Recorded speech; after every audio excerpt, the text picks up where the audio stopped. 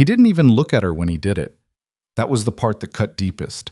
Not the water, not the mud, not the cold splash that soaked through her coat all the way to her sleeve. It was the fact that Kang Jae-hyun, one of the most powerful men in Seoul, stepped out of that black sedan and didn't even glance down to see what, or who, he had hit. He just stood there, jaw set, phone already back at his ear, like the woman crouched at the curb picking up her scattered folders was furniture. Background noise. Part of the street. Amara Brooks straightened slowly. Water dripped from her elbow. A stranger nearby tisked and looked away. Nobody stopped. If that had been you standing there, soaked, ignored, invisible, in a city of 10 million people, what would you have done? If this story already has you feeling something, you're exactly who this channel was made for. Hit that like button, drop your city or country in the comments. I want to see how far this story travels.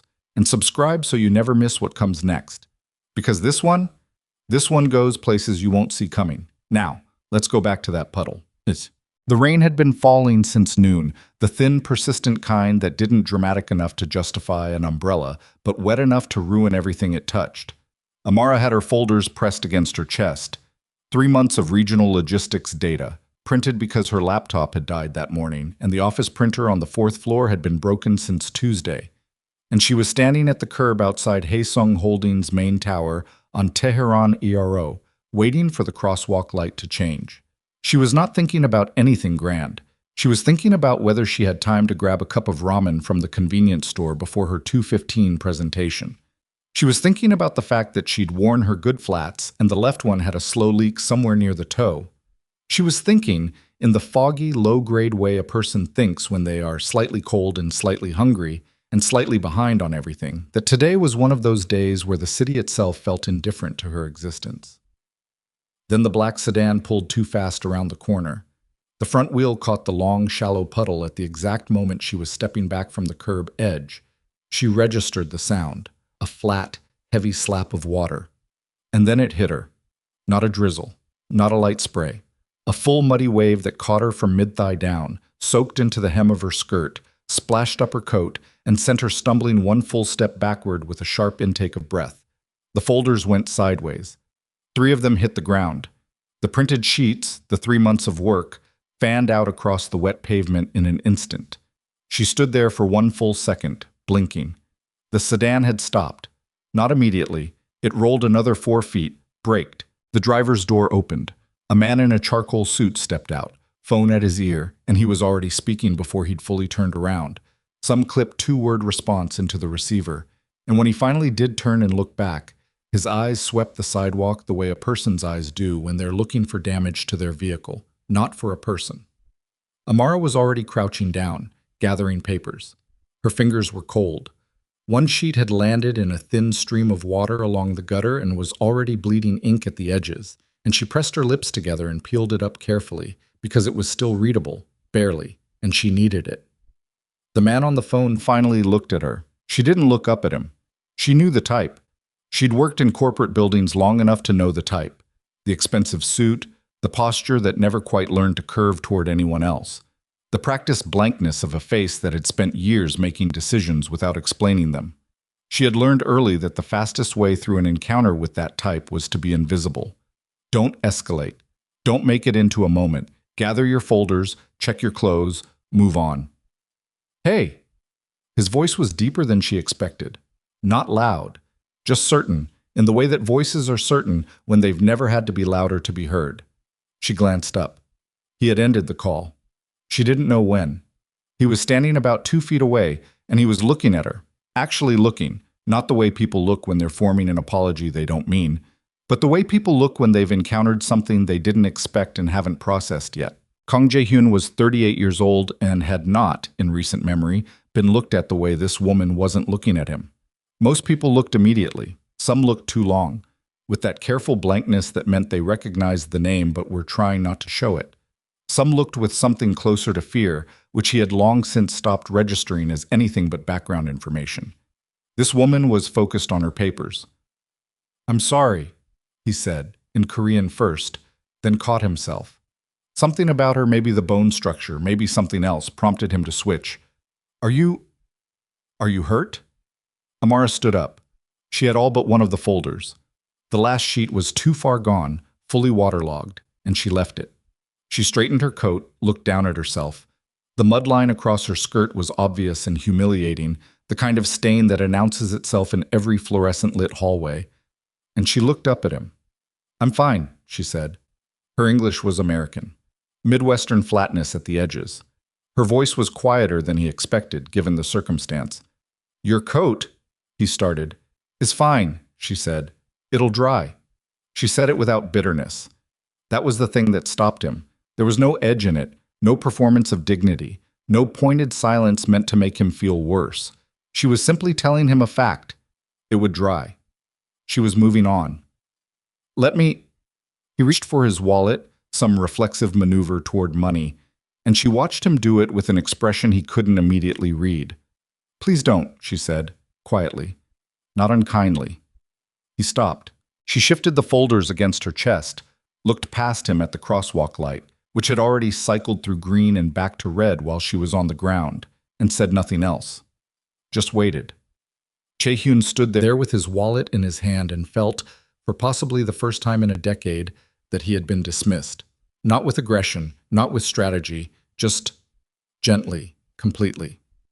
"You work in this building?" he asked. She glanced at him then. A real look, brief and assessing. He had the unsettling impression that she had already decided something about him. "Yes," she said. "Which floor?" She told him. "The 14th. Analytics." He absorbed that. The crosswalk changed again. She stepped off the curb, and he stood there in the rain, his driver still idling, the door still hanging open, watching a woman in a ruined coat walk across the street with 3 battered folders pressed against her chest, her spine completely straight. His phone buzzed. He didn't look at it. His lieutenant, Min-jun, was leaning against the hood of the second car when Jae-hyun finally got back in. Min-jun had watched the whole thing from 30 feet away, with the particular expressionless focus of a man who cataloged everything and commented carefully. "Who is she?" Jae-hyun asked, before Min-jun could speak. "I don't know," Min-jun said, which meant he was already making a note to find out. Jae-hyun looked out the window. The woman, Amara, though he didn't know her name yet, had already disappeared into the building's revolving doors. 14th floor, he said. Analytics department. Min-jun said nothing, but Jae-hyun caught the slight shift in his expression, the one that meant you are interested in something, the one he very rarely saw aimed at a person. "Just find out her name," Jae-hyun said. "Okay." Amara spent the rest of that afternoon pretending the morning hadn't happened. She changed into the spare slacks she kept in her bottom drawer. She kept them because the office ran cold, and also because she had learned over 2 years in Seoul that you kept a spare of everything when you were the only black woman on your floor. And she did her 2:15 presentation in clean clothes, with 1 sheet of data missing, and nobody in the room noticed, because nobody in the room looked directly at her long enough to notice anything. That was the texture of her days at Haesung Holdings. Not cruel, exactly. Not the sharp, obvious cruelty of being talked over or excluded. Something subtler. She existed in the periphery of the company's social life, reliably present, quietly competent, and entirely forgettable. People emailed her when they needed something. They thanked her briefly, without looking up, and went back to their screens. At lunch, she ate at her desk. Not because she had to, but because the specific work of inserting herself into someone else's group, of navigating the slight pause and the too-wide smile, had worn her down in ways she no longer felt like articulating. She was good at her job. She knew she was good at her job. That had to be enough. And usually, it was. She was finishing her second report when the calendar notification appeared. It read, "Meeting request, K. Jae-hyun, CEO, 6:00 p.m., executive floor." She stared at it for a full 30 seconds. Then she looked down at her outfit, the spare slacks, the plain white blouse, her glasses, the big thick framed ones she wore when her contacts bothered her, which was most days in the dry office air. She thought about calling in sick. She thought about replying that she had a prior engagement. She thought, briefly and embarrassingly, about the wig she had worn that morning, which was back in her tote bag in a plastic bag because she hadn't had anywhere to stow it, and how she had looked in it, and how long it had taken her to look like that, and how much it had felt like wearing a costume. She accepted the meeting. The executive floor felt different after hours. Quieter. The assistants were gone, the overhead lights dimmed to something that approximated ambiance, and Amara stepped off the elevator at 6:02 with her notebook and her pen and the folder she'd grabbed as a prop, because showing up to a meeting with the CEO with nothing in your hands felt like showing up to a job interview in your pajamas. His office door was open.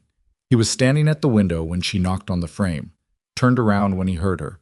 She watched him look at her, not unkindly, but thoroughly, the quick recalibration of a person who was expecting one thing and encountered another. She had seen that look before. She had learned not to let it sting. "Ms. Brooks," he said. "Mr. Kong." She stepped in.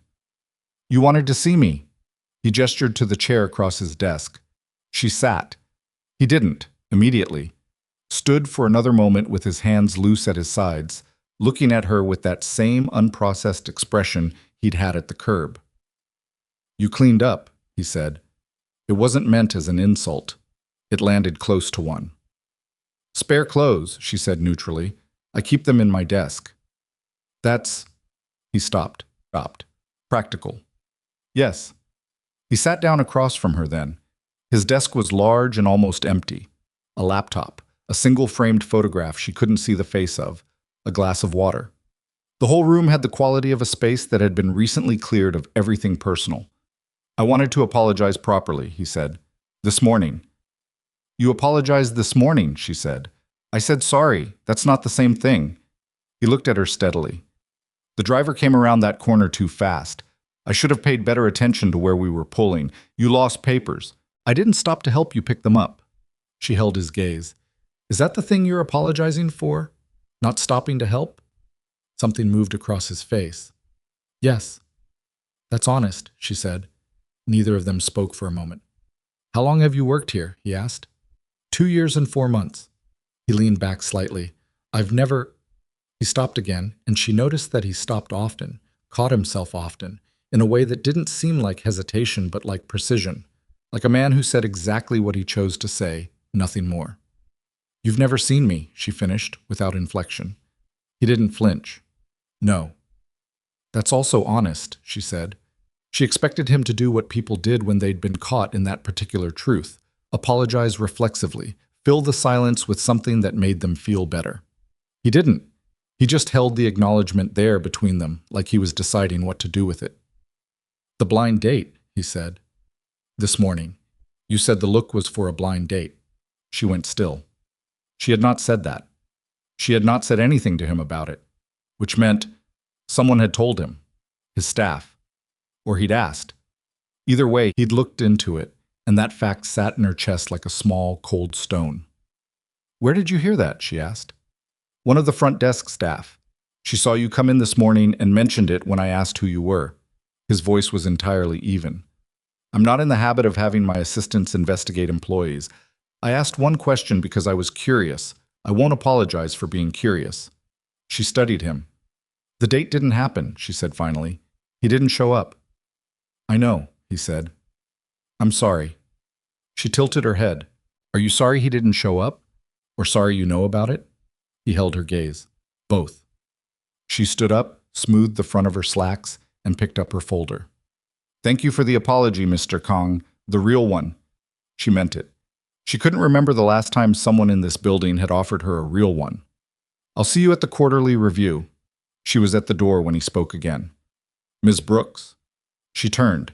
He looked like he was choosing between two sentences. "You should eat something before you go home," he said finally. "It's past 7. She blinked. Yes, I plan to." "There's a place on the second basement level that stays open until 9. The kimchi jjigae is edible. Not good, but edible." She stood in the doorway reading him. He had the posture of a man who didn't make small talk, the watchful stillness of someone who observed carefully and spoke only when he'd landed on something worth saying. He was not flirting, or if he was, it was the most artless version of it she had ever encountered, which somehow made it more disarming. "Edible," she repeated. "High praise." The corner of his mouth moved, not quite a smile. "From me, yes." She almost smiled back, caught herself. nodded once and stepped out into the hallway and kept her pace completely steady all the way to the elevator, and stood very still when the doors closed and let herself breathe. Her reflection stared back at her from the elevator's polished doors. Plain clothes, thick glasses, hair pulled back. Exactly the woman she had carefully constructed to be overlooked. She didn't know what to do with a man who had looked directly at her, anyway. Downstairs, in the basement cafeteria, she ordered the kimchi jjigae. It was in fact barely edible. She ate every bite. The kimchi jjigae sat in her stomach the whole subway ride home. Not unpleasantly, just present. A reminder that something had happened today that didn't fit the shape of her usual days, and her body, apparently, had decided to hold on to it.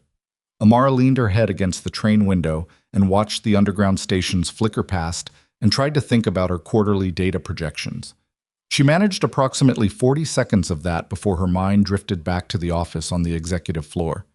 The almost empty desk, the photograph she couldn't see, the way he'd said both, clean and direct, no cushioning, when she'd asked him which part he was sorry for. She pressed her lips together and looked at her own reflection in the dark window. You should eat something before you go home. Like she was someone he'd been paying attention to. Like he'd registered that she'd had a bad day and it mattered to him in some minor, almost involuntary way. She told herself it was nothing, told herself she was tired and had eaten a mediocre bowl of soup alone in a basement cafeteria and was now constructing meaning out of nothing, because that was what happened when a person spent too much of their life being ignored. You started reading the smallest gestures like they were scripture. She got off at her stop, walked the 4 blocks to her apartment in the thin rain, and went to bed at 9:40 p.m. She did not sleep until well past midnight. What? The next morning, she arrived at 8:47 a.m., which was 13 minutes earlier than usual, which she immediately recognized as a problem and chose not to examine. Her desk was where she'd left it, her screen, her coffee mug with the chip in the handle that she kept meaning to replace. Soo-jin from the adjacent cubicle was already at her station, earbuds in, eyes fixed forward, performing the specific kind of invisible she had perfected over years of shared office space with someone she had no interest in talking to. Amara sat down, opened her projections file, and began to work. She was 40 minutes into the morning. She'd found a gap in the third quarter distribution model that had been throwing off the southeastern corridor numbers for 6 weeks. The kind of thing that should have been caught earlier, the kind of thing that nobody caught because nobody was looking. When she heard it. Not loudly. The office wasn't loud. It was the particular low-register murmur that carries exactly as far as it needs to and no further. Honestly, I don't know why she even bothers. Like, does she think that wig looked good? A laugh. 2 of them. I heard she had a date. A blind date. Can you imagine? More laughter. The comfortable kind. The kind that has rehearsed itself many times and knows it won't be challenged. Did he show up? A pause, thick with implication. What do you think? Amara did not move. Her eyes stayed on her screen, her hand stayed on her keyboard. She was very good at this, had gotten very good at this over years of practice. The particular discipline of hearing something and not reacting, of keeping the face neutral while something in the chest contracted slowly, like a fist closing around nothing. The voices belonged to 2 women from the logistics coordination team, 3 rows over. Park Yejin and someone newer, whose name Amara hadn't learned and now didn't want to know. She had eaten lunch near them twice, had helped Yejin find a formula error in a shared spreadsheet last month, had said good morning to both of them on multiple occasions, in the easy, forgettable way she said good morning to everyone, and they had said it back in the same tone you use for the coffee machine. She opened a new tab, closed it, opened her projections file again. The gap in the southeastern corridor numbers was still there, waiting. She fixed it. Took her 40 more minutes. When she was done, she sent the corrected file to her direct manager, Lee Sung-ho, with a brief summary of the error and its downstream impact.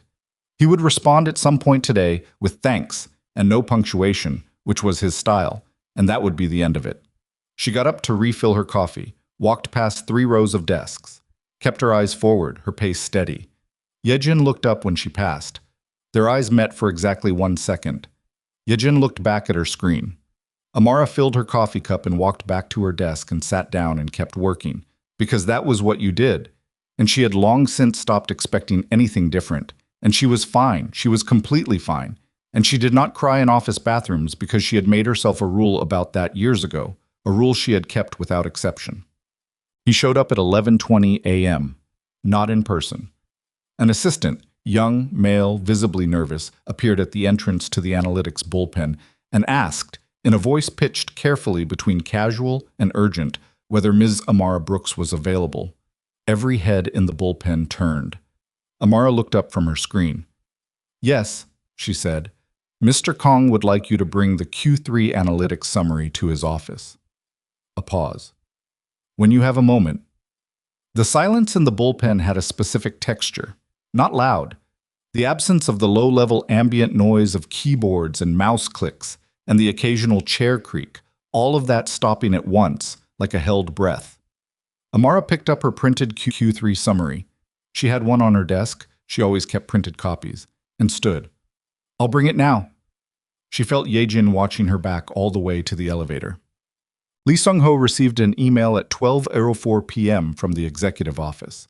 It was brief, formal, and included 3 attached documents: the output logs Jae-hyun had mentioned, a summary of commendation records, and a memo from Human Resources scheduling a formal review. He read it twice. Then he walked to the break room, poured himself a coffee he didn't drink, and stood at the window looking out at the gray afternoon for a long time. He was not a cruel man. He'd told himself that many times. He simply hadn't been paying enough attention, and there was a difference, wasn't there? Between deliberate cruelty and inattention, between actively taking credit and simply not correcting the assumption when it formed naturally. He told himself this. He stood at the window and told himself this for several minutes. Then he went back to his desk and began drafting a response to the memo that would not help him. The afternoons were when the bullpen got honest. After lunch, when the morning's professional performance wore thin and people stopped managing their voices quite so carefully, the ambient noise of the analytics floor shifted, less clipped, more careless, the conversations that happened when people forgot they were at work. Amara was familiar with the afternoon texture of the floor, the way you become familiar with any environment you've been invisible inside of long enough. She knew which desk played music too loud on Thursdays. She knew which pairing of coworkers would spend 20 minutes complaining about the cafeteria. She knew, without looking up, the specific rhythm of Yejin's keyboard that indicated she was on a personal chat versus actually working. She knew all of this the way furniture knows a room. At 2:31 p.m., she heard her name. Not carefully, not quietly. Yejin's voice, relaxed and easy and carrying the comfortable certainty of a woman who had said this same kind of thing about this same person many times before and had never once been checked. "She's got that meeting with Kong again. Did you see? The assistant came down and everything." 2 days in a row? The newer woman's voice, lower but not low enough. "I mean..." Yejin paused, and Amara could hear the smile in it, the particular kind that didn't mean anything good. "Do you think she actually thinks something's happening there? Like, does she genuinely believe maybe she wore the wig again?" The laughter was immediate, the kind that had been waiting for permission. She must have asked him 1,000 questions about the data reports. Yejin's voice dropped into an imitation, not of Amara's voice, but of a kind of shuffling, earnest obliviousness. "Oh, Mr. Kong, I found a discrepancy in the third quarter model."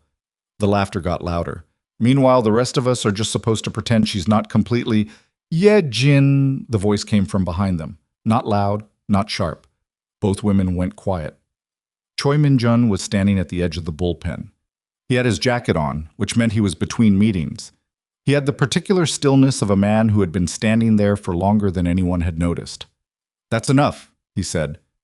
Yejin's expression cycled through several things in rapid succession. Surprise, recalibration, the beginnings of a professional smile. "Mr. Choi, we were just...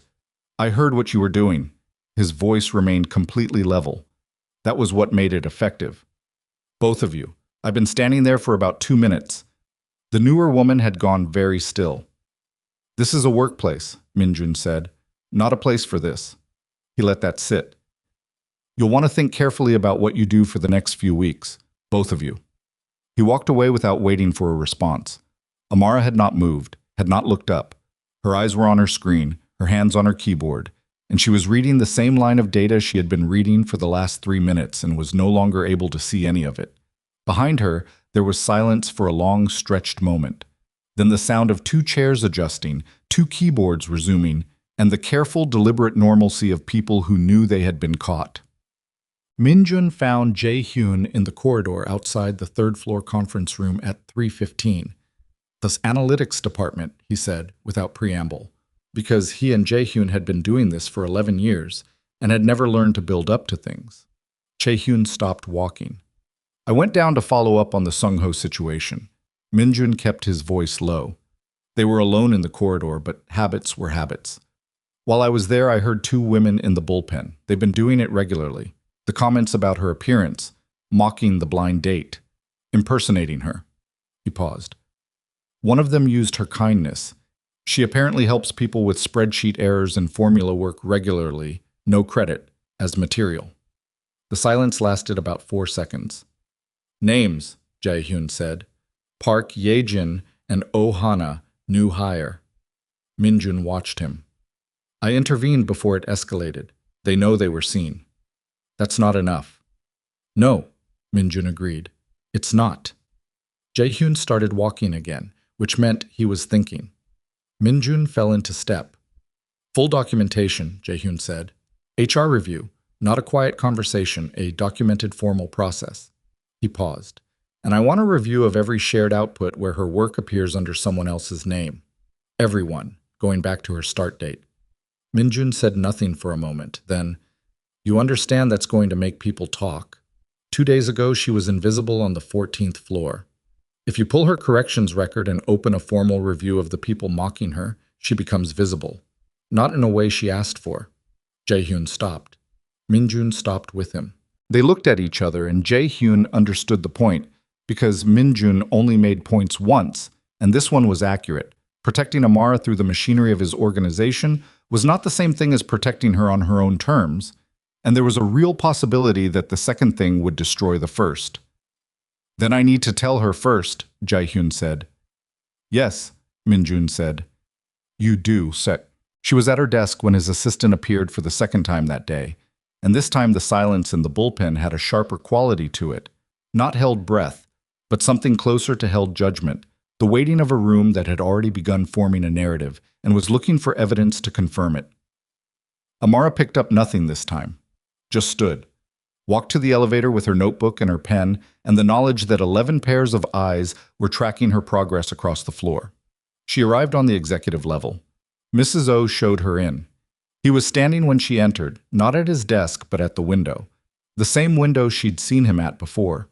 And he turned when she came in, and she read something in his face that she hadn't seen there before. Not discomfort. Closer to the specific expression of a person who is about to say something true that they know will cost something. "I need to tell you something," he said, "before HR sends anything." She sat down without being asked this time. He sat across from her. His hands were on the desk, and she noticed, in the way you notice small, involuntary things about people when you are paying close attention, that his right thumb pressed against his left palm once, and then was still. "I asked Minjun to go to the 14th floor today," he said. "He heard 2 of your coworkers while he was there." He held her gaze. "He's filing a formal HR report. Both employees will face documented review." Amara said nothing. "I want to make sure you heard that from me," he continued. "Not from a memo, not from HR. From me, directly, so you know exactly what happened and why." She was quiet for a long moment. "You sent someone to my floor," she said. "Yes. To investigate. To follow up on the Sung-ho situation. What he heard was incidental. But he did hear it, and he intervened, and I'm not going to pretend that didn't happen." She looked at the photograph on his desk, the woman laughing, the man watching her.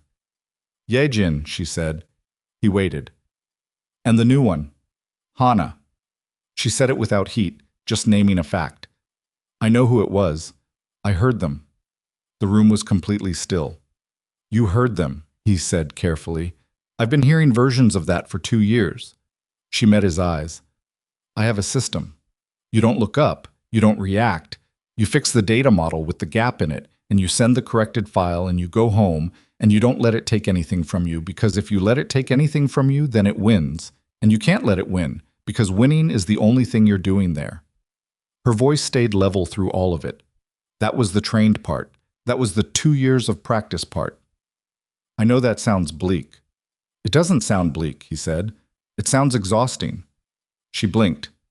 He said it so plainly. Not with pity. She would have shut down immediately at pity, had a well-practiced reflex for it, but with the matter-of-fact tone of someone naming a physical reality. It sounds exhausting.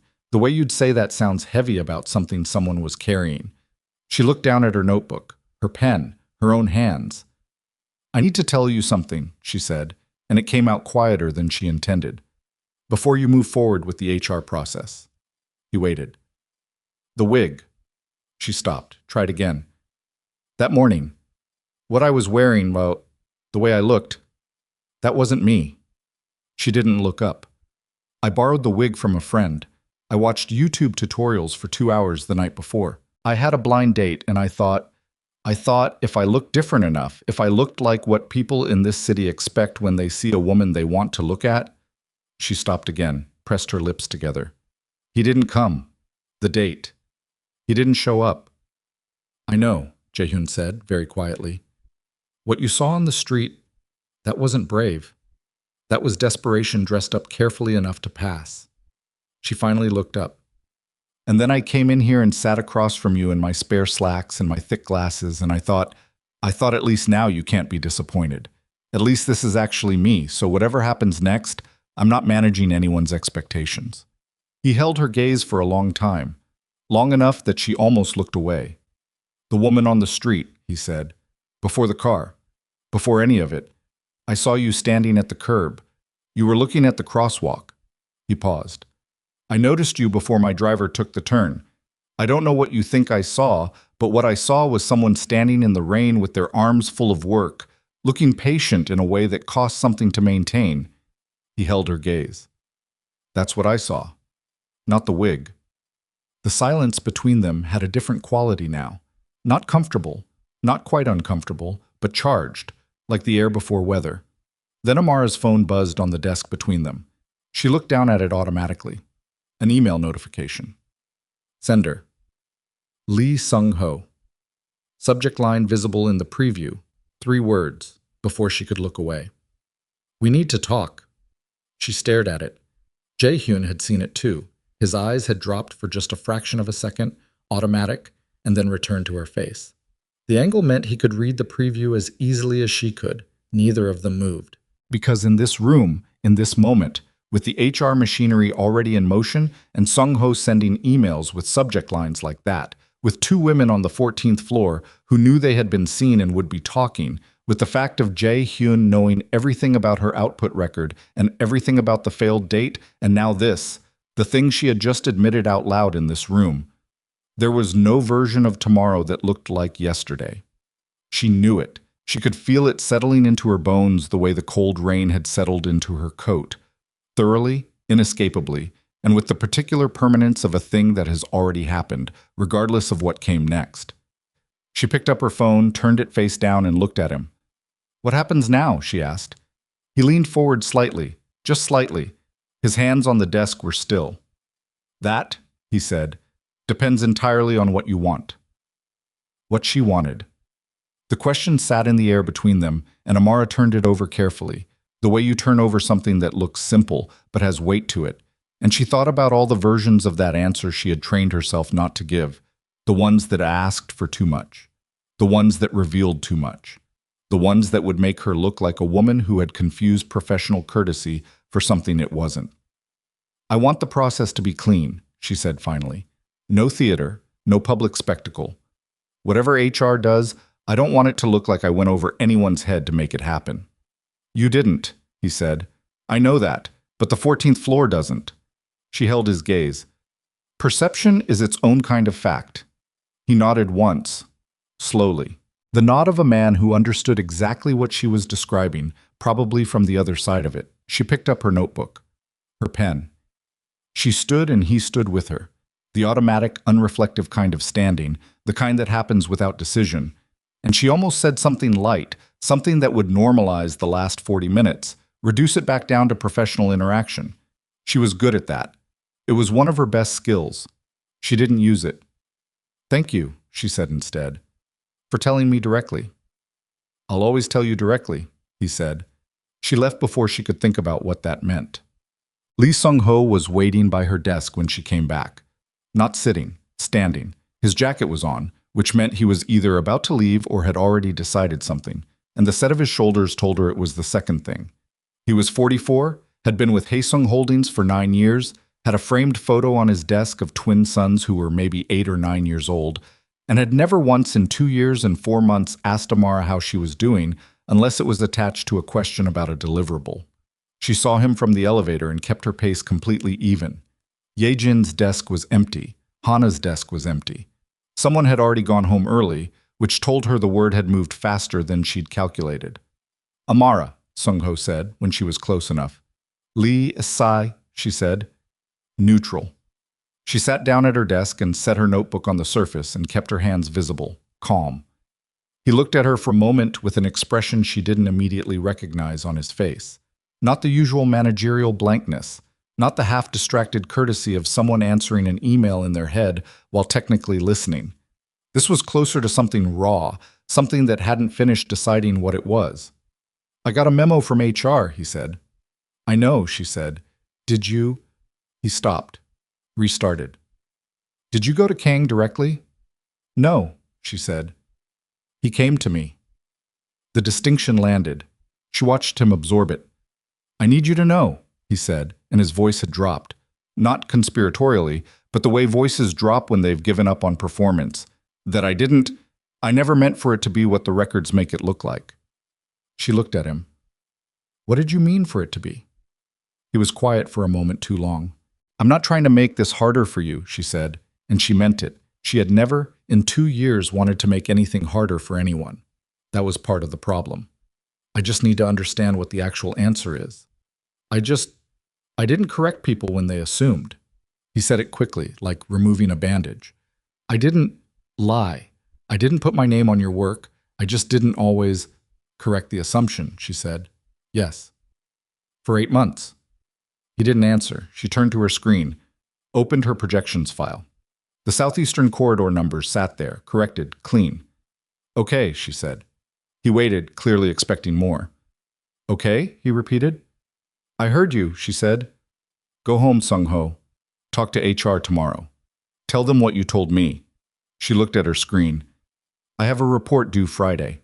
He stood there for another few seconds. She could feel it, the specific discomfort of a person who wanted absolution and was not going to receive it, not because it was being withheld, but because she simply didn't have it to give. Forgiveness wasn't the thing she owed him. She didn't owe him anything. He left. She did not watch him go. The email came at 7:48 the next morning, before she had taken off her coat. It wasn't from HR. It wasn't from Jae-hyun. It wasn't from anyone at Haesung Holdings. The sender was listed as D. Brooks, with a Gmail address she recognized immediately, had recognized for years, and had not seen in her inbox since the Christmas 2 years ago, when she'd sent a brief, careful message and received a reply so brief and careful in return that both of them might as well have been strangers writing to strangers. The subject line was, Heard you're doing well in Seoul. She sat with her coat still on and her bag on her desk, and she read it. It was 7 sentences, polite. The opening line noted that a mutual acquaintance, some church friend of the Foster families who apparently followed her LinkedIn, so had mentioned her name in the context of Haesung Holdings. The middle sentences were vague pleasantries. How are you? We think of you. The weather has been strange this year. The last 2 sentences were not vague. Diane is going through some difficulties and could use support. We thought of you because you've always been so capable. She read those 2 sentences 4 times. Then she took off her coat, hung it on the back of her chair, and sat down. Diane was the biological daughter. Diane, who had received the birthday cakes and the new shoes and the undivided attention of 2 adults who had technically been Amara's foster parents for 6 years, and had treated that technicality as precisely that. Technical, administrative, a thing on paper that didn't obligate warmth. Diane, who had been kind sometimes and careless often, and who had, at 16, told Amara in the specific tone of a person who has never once had to consider that they might be wrong, you know you're not really part of this family. Not with cruelty. With the breezy certainty of a statement of fact. You've always been so capable. Amara put her phone face down on her desk. She opened her report file. She stared at the numbers for 11 minutes without reading them. She didn't tell anyone about the email. She filed it away in the part of herself that had learned to store things that had no immediate solution. The deep shelf, the one that didn't get opened except at 2 a.m. when the apartment was quiet and her defenses were down. She went through the morning mechanically. The bullpen was strange. Yejin and Hana were back, both of them careful and quiet, with the specific subdued quality of people who have been formally warned and are now performing invisibility the way they used to perform normalcy. The irony of it was not lost on her. The people who had made an art of not seeing her were now working very hard not to be seen. She helped a new analyst named Park Tae-young find an error in his quarterly model at 10 a.m. He thanked her 3 times, which was 2 times more than the previous average. She ate lunch at her desk. At 1:15, Min-jun came to the 14th floor. Not with an assistant, not with ceremony. He appeared at the edge of the bullpen the same way he'd appeared the day before, quietly, without announcement. And he walked directly to her desk and said, "Can you walk with me for a few minutes?" She looked up at him. He was not what she expected of a syndicate lieutenant, which she was only now, 2 days into knowing what Jae-hyun was, beginning to allow herself to process. He looked like a serious man in a good suit. He looked like someone who made decisions carefully and didn't regret them. She stood.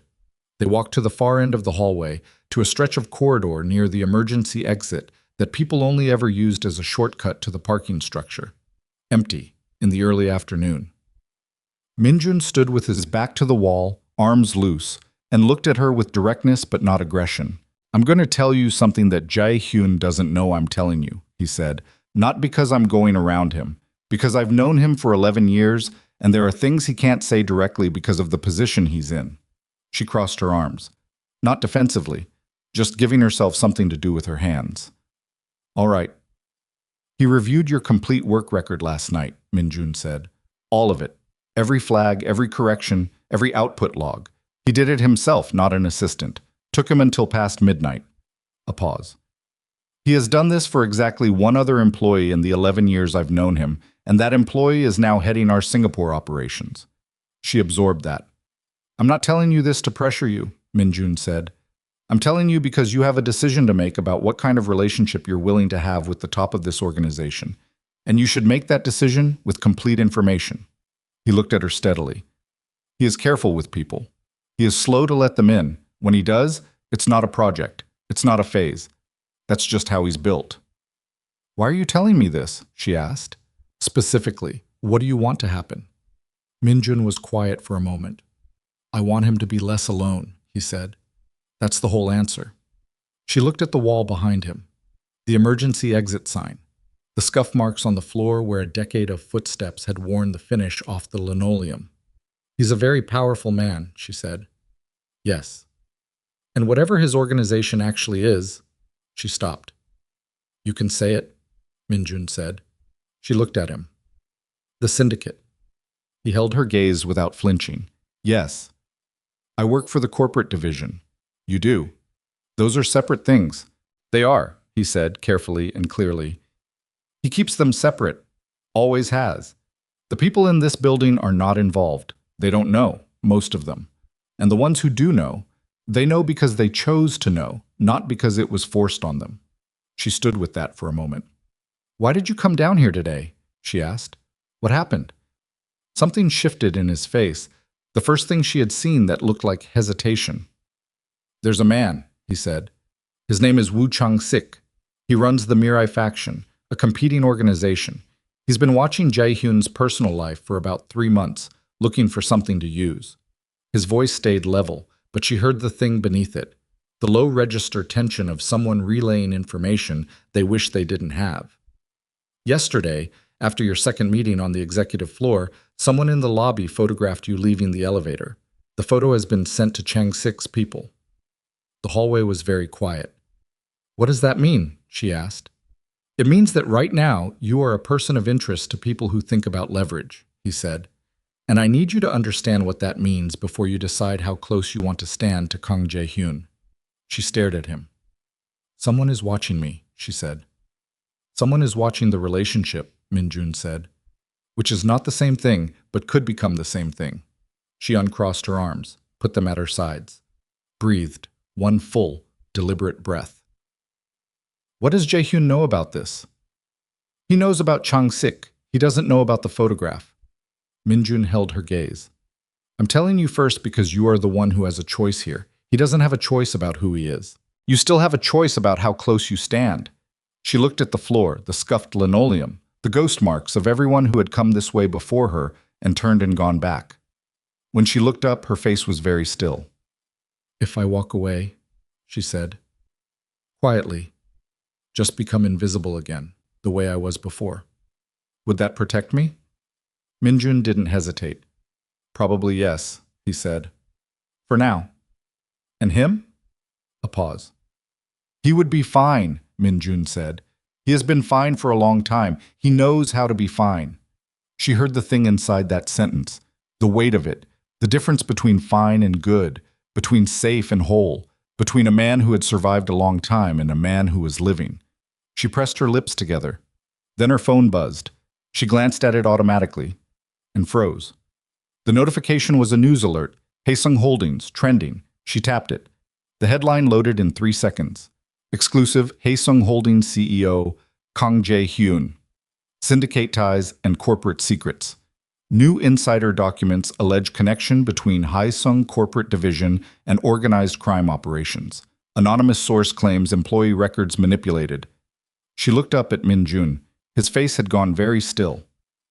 That's not from us, he said quietly. Who? She managed. His jaw tightened. Chang-sik moved faster than we anticipated. She turned the phone and showed him the screen, even though he'd clearly already received whatever alert had just reached him. She could see it, the way his right hand had gone to his jacket pocket and stopped, controlled. There's more, he said. It wasn't a question. The article mentions... She stopped, read. Her throat tightened. It mentions an employee in the analytics department, unnamed. It says a source claims she was given preferential access to executive leadership in exchange for internal data. The words sat there in the middle of the hallway like something dropped from a height. She read them again, slowly. The way you reread something you desperately want to have misunderstood. She had not misunderstood. They're saying I leaked information, she said. They're implying it, Minjun said, which is worse. An implication can't be directly refuted. She stared at the screen. The loading comments were already filling up beneath the article. She could see the count climbing in real time, could see the shape of what was about to be said about her without clicking a single one. 2 years. 2 years of being invisible in that office. 2 years of eating alone and fixing other people's errors and wearing thick glasses and keeping her voice soft and her head down and surviving, always surviving, never quite managing to graduate from surviving to living. And in 48 hours, she had become visible. Not because she had done anything, because someone had stood next to her in an elevator lobby and someone else had seen it and decided it could be useful. I need to call someone, she said. Her voice came out completely flat. She'd expected it to shake and it didn't, and that flatness scared her more than shaking would have. Jaehyun is already being briefed, Minjun said. He'll want to see you. Not yet, she said. He looked at her and she could see him calculating the risk, the timeline, the variables. And then he nodded, once, because she was beginning to understand, a man who knew when to let someone have a moment. She walked to the emergency exit, pushed it open, and stood in the stairwell where it was cold and echoey and smelled like concrete, and she opened her contacts, and she scrolled past a long, thin list of names to one she hadn't called in 3 months. Yemi. Her closest friend in Seoul, a Nigerian-British graphic designer who lived in Itaewon, and answered her phone in under 4 rings and said talk instead of hello, because she'd figured out years ago that Amara only called when something had already gone wrong. The phone rang twice. Talk, Yemi said. Amara opened her mouth, and for the first time in 2 years, in longer than that, longer than she could trace back to a beginning, she didn't know what to say because she didn't have a plan, and she didn't have an angle, and she didn't have the careful, considered sentence she usually had ready. The one that packaged the problem neatly so that it didn't look as bad as it was. I think, she said, I am completely out of hiding places. The stairwell was silent except for the faint echo of her own breath. Yemi said nothing for exactly 2 seconds, the kind of nothing that was listening deeply and completely. "Where are you right now?" Yemi said. "A stairwell at work. Are you safe?" She thought about Minjun in the hallway, about the photograph someone had taken of her in the lobby, about the article with her identity smeared in implication across a national news site, about the email from D. Brooks sitting in her inbox like a small old wound that had never fully closed. "Not in any way that matters," she said. There was a pause on the line. Then Yemi said, with the specific, practical fierceness of a person who had watched Amara survive too many things alone, "Come over tonight. Bring your laptop and whatever you need for the weekend." Amara closed her eyes. The stairwell was cold. The concrete was gray and honest, which she appreciated because there was nothing in it asking her to perform. She opened her eyes. "Yemi," she said, "if someone wanted to make you disappear, professionally, reputationally, and they knew exactly which version of invisible you were most afraid of, stop," Yemi said, not harshly, firmly. "Stop thinking about how to survive it. Start thinking about whether you're going to let someone else define the terms." Amara pressed her back against the stairwell wall. Above her, somewhere on the executive floor, Kang Jae-hyun was being briefed on a crisis that had her name in it without her permission, a crisis built from a photograph taken without her knowledge, an article written by someone who had watched her become visible and decided that visibility was a weapon they could use.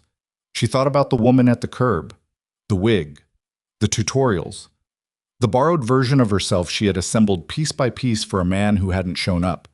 She thought about sitting across from Jae-hyun and saying, "At least this is actually me," and meaning it as a kind of armor. She thought about what Yemi had just said. Start thinking about whether you're going to let someone else define the terms. The stairwell door opened. Mrs. O stood in the doorway. Composed, neutral, exact. "Ms. Brooks," she said, "Mr. Kong is asking for you." Amara looked at her. Then she straightened her spine, pushed off the wall, and walked through the door, and the thing that had changed was not visible from the outside. Her face was the same. Her pace was the same. Her hands were steady. But something had settled in her chest like a stone finding the bottom of still water, solid and final. She was done being the version of herself that made it easier for everyone else. Whatever happened in that office in the next 10 minutes, she was going to walk in as the whole, unedited, complicated, exhausted, furious, real Amara Brooks. And she was going to stay that way regardless of what it cost. The elevator doors opened. She stepped in. The doors closed behind her, and her reflection looked back from the polished metal. Thick glasses, plain clothes, hair pulled back, all the careful armor of a woman who had learned that disappearing was the safest way to stay whole. And she looked at that reflection for the full 12-floor ride up, and what she felt wasn't despair. It was the specific, clarifying rage of a woman who has just realized she has been agreeing to the wrong terms for a very long time. The elevator opened on the executive floor, and Amara walked out and did not slow down. Mrs. O was 2 steps ahead, efficient and silent, and Amara followed her down the corridor and noticed things she hadn't noticed before. The security camera above the third door, the way the carpet absorbed sound so completely that her footsteps made nothing, the fact that there were no windows on this stretch of hallway, just wall and door and the particular sealed quality of a space that was built to contain things. The office door was open. She walked in. Hyun was not alone. Minjun was there, standing to the left of the desk, jacket still on, phone in hand. Another man she didn't recognize stood near the window, late 40s, silver at his temples, the compact stillness of someone who spent his professional life in rooms where things went wrong. He looked at her when she entered with the assessing, non-hostile attention of a person conducting an evaluation. Jae-hyun was behind his desk. He looked up when she came in, and something in his face shifted.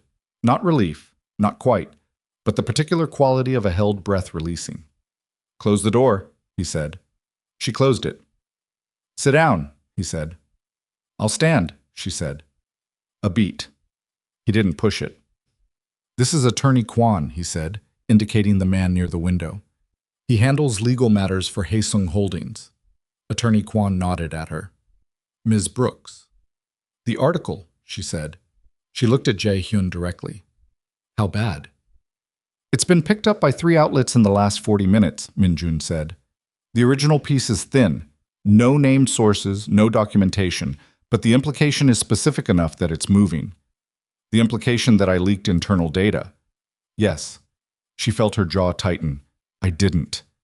We know that, Jae-hyun said.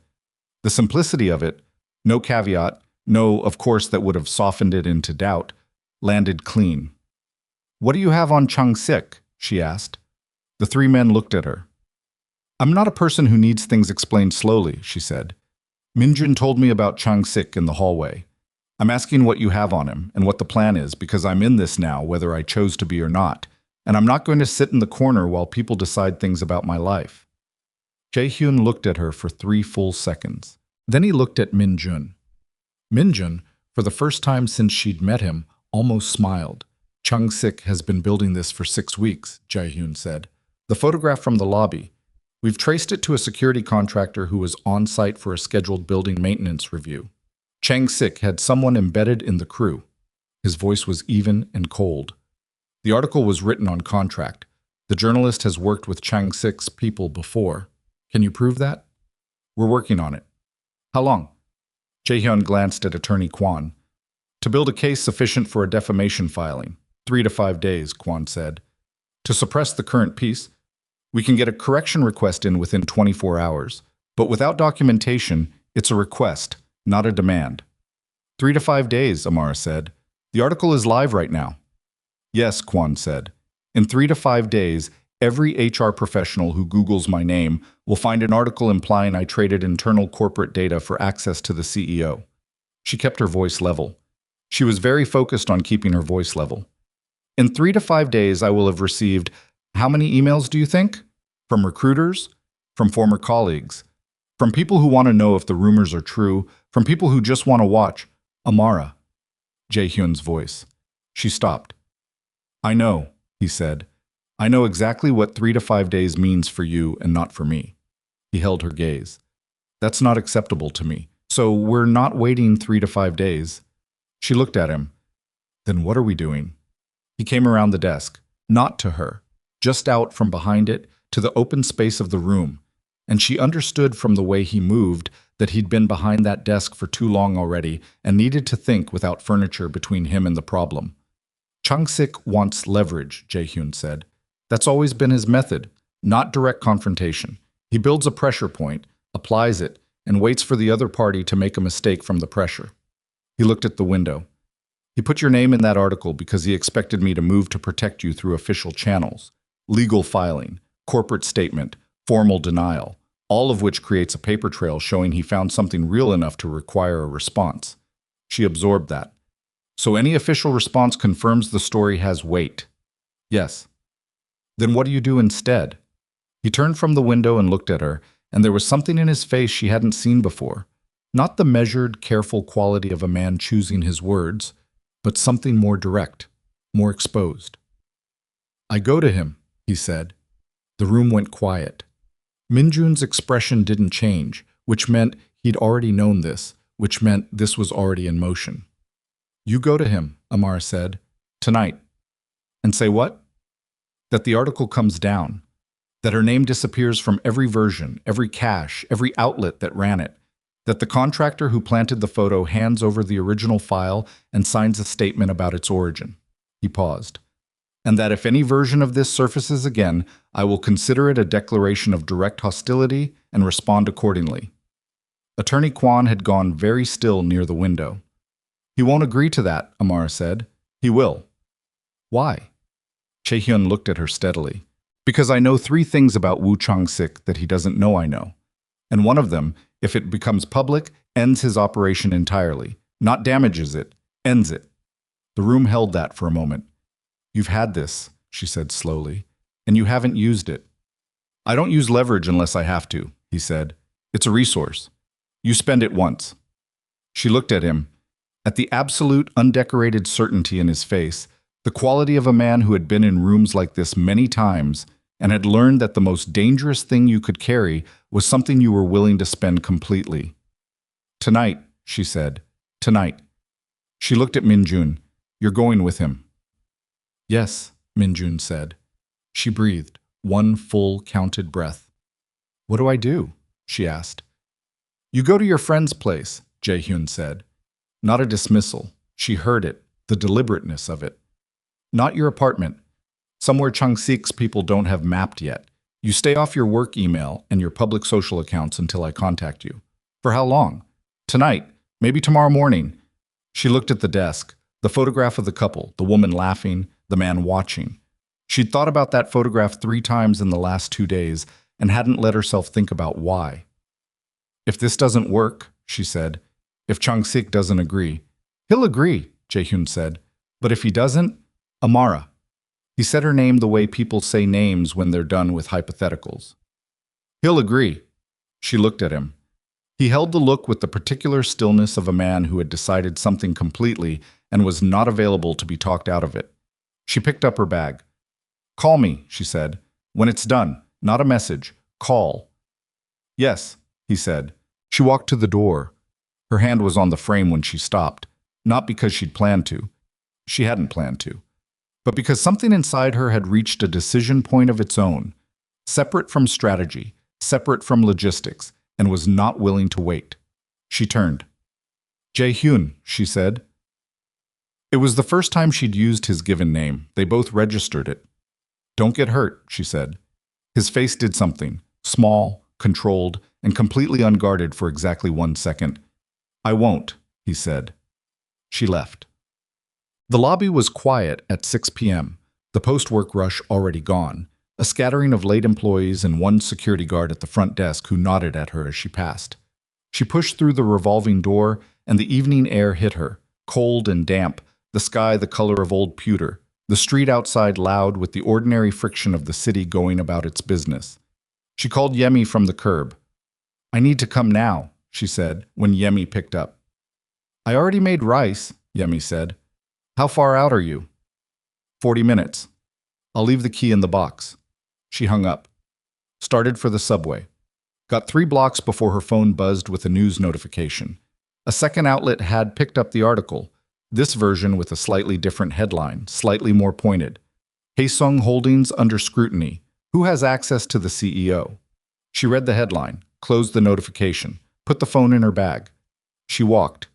The subway was packed, which she was grateful for. Too many bodies, too much noise, for any single thought to expand into the space it would need to become unbearable. She stood holding the overhead bar and let the car's motion absorb her, and she thought very carefully and very precisely about what was actually true. What was true was that she had done her job. Every day, for 2 years and 4 months, she had done her job well. That was documented now. Jaehyun had made sure of that, had sat alone at his desk until past midnight making sure of that, and no article, however widely shared, could reach into the output logs of Haesung Holdings and change what was in them. What was true was that she had told him the real version of herself in that office, with the photograph behind him and the rain outside, and he had not looked away. What was true was that she was frightened, and that fear was appropriate, and that being appropriately frightened of an appropriate threat did not make her weak. It made her calibrated, and calibrated was something she had always been, even when nobody could see it. The train pulled into her stop. She'd go to Yemi's, not her own apartment, and she stepped off and walked up into the night air. Woo Chang-sik's office was not in a syndicate building. It was in a glass tower in Gangnam on the 22nd floor, behind a consulting firm that had actual clients and actual revenue, and was, from the outside, exactly what it claimed to be. Chang-sik was careful that way. He had learned from watching people like Jaehyun that the best cover was something real. Jaehyun knew this about him. He had known it for 3 years. He walked in at 7:30 p.m. with Min-jun 2 steps behind him, through the lobby, past the after-hours security guard who made a phone call immediately. Chang-sik already knew, then, which was fine, which was the point, and into the elevator. Min-jun said nothing in the elevator. They did not need to talk. They had done versions of this many times over 11 years, and the ritual of it was its own kind of steadiness. The 22nd floor reception area had 1 light on and no receptionist. A man appeared from the side corridor, young, large, the particular build of someone hired for physical deterrence, and held up a hand. He's expecting us, Jaehyun said.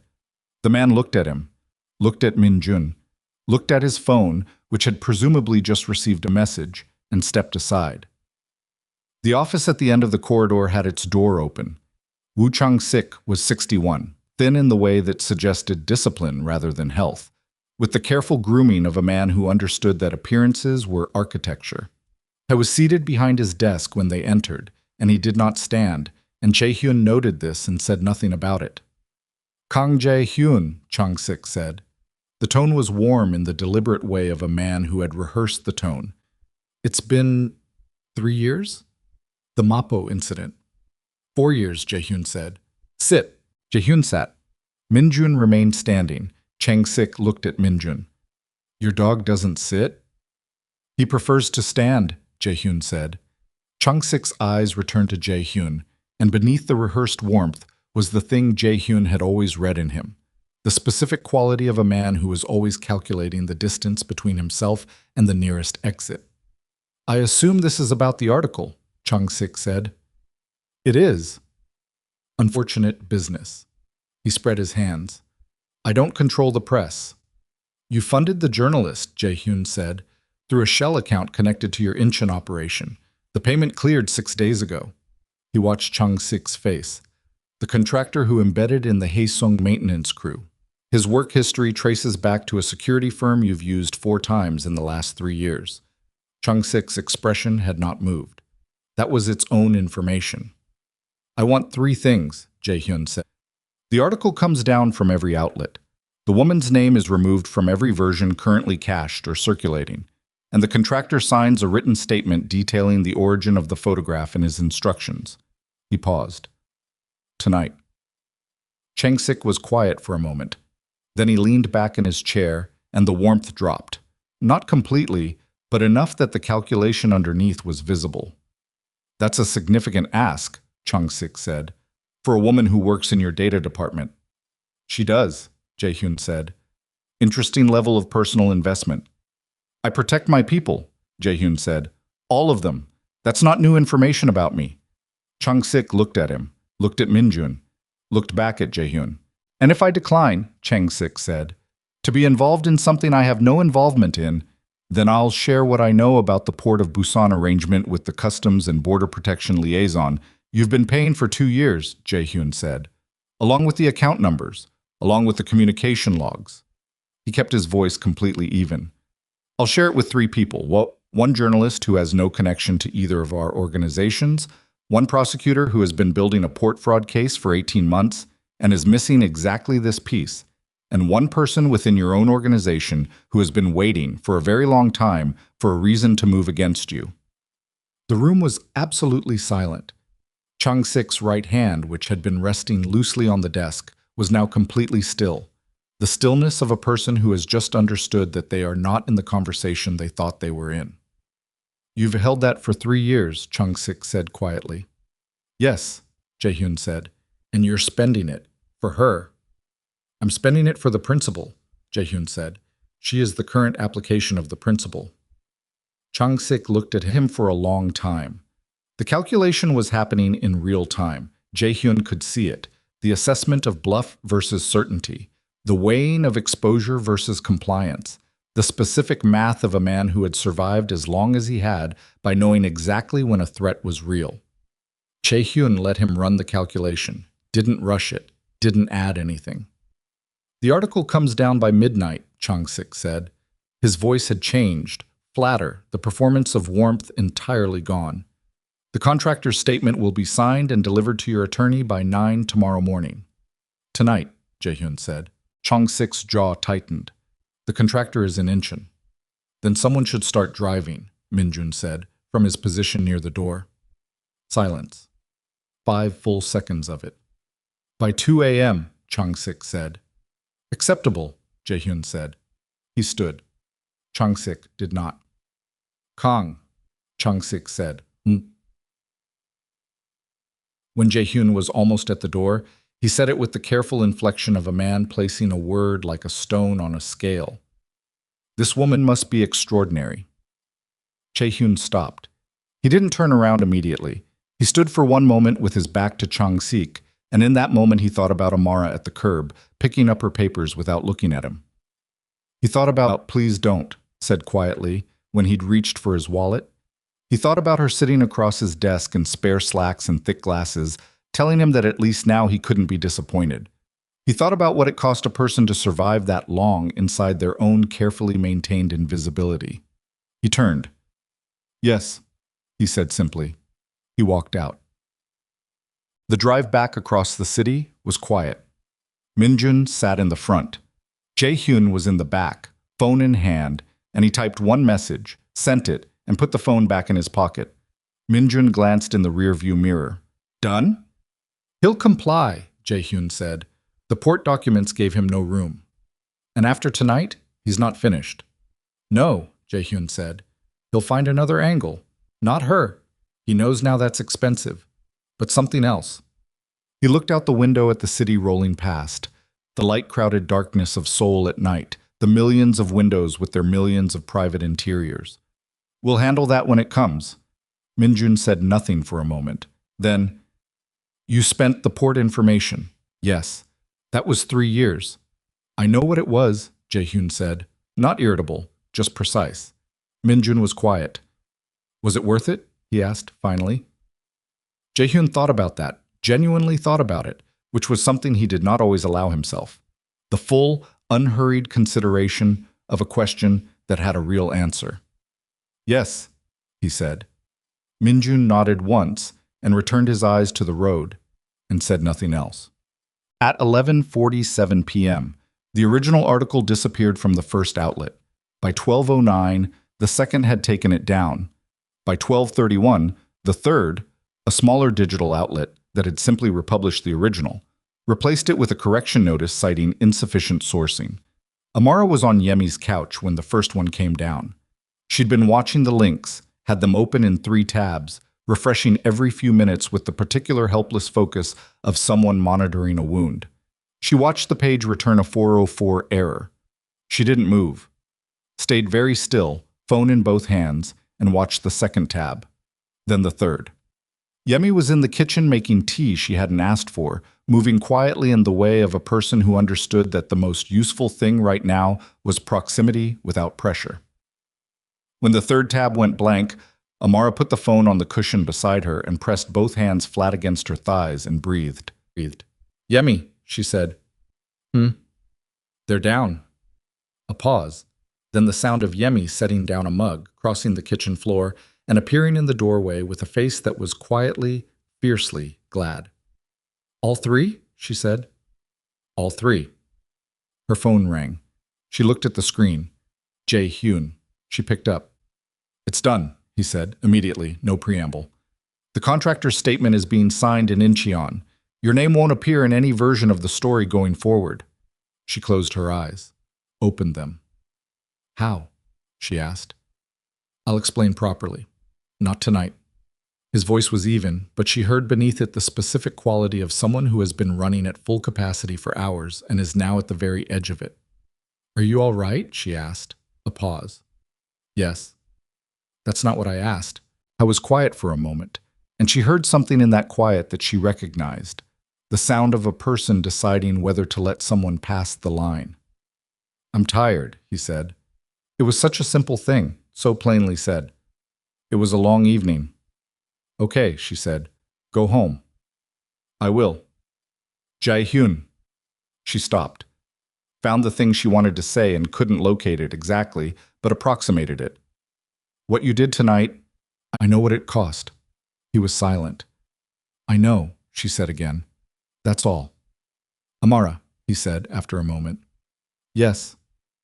"When this is settled, everything, the HR process, the correction, all of it, I'd like to take you somewhere." She looked at Yemi, who was making a very committed effort not to listen and failing completely. "Where?" she asked. "A bookstore," he said. "It's small, hidden, the kind of place that takes about 20 minutes to find even when you know where it is." She said nothing for a moment. "Why a bookstore?" she asked. "Because I think you're the kind of person who understands a place like that," he said. "And I'd like to find out if I'm right."